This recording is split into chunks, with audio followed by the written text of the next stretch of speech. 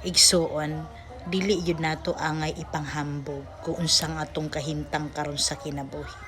Nganuman, kung natanaw ninyo ang nahitabo sa Thailand, bisan unsa pa kadagko sa mga building, usa ra yun ta katayhop kung pagbuot sa Ginoong kwaon na niya ang tanan. Mo nang remain humble kung unsa may naa nato, wala tay dapat ipanghambog kay kanang tanan gipaulos lamang sa Ginoo.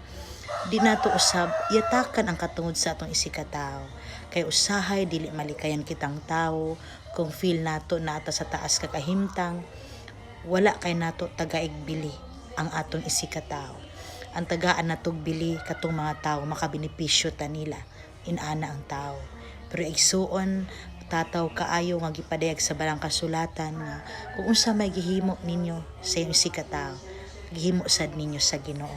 Dan kung atong isikatawo wala nato ayuha sa pagmahal karon sa tinud nga gugba, ato usab nang gihimo sa Ginoo. Muna igsuon, remain humble. Wala tay dapat saligan, gahom lamang sa Dios.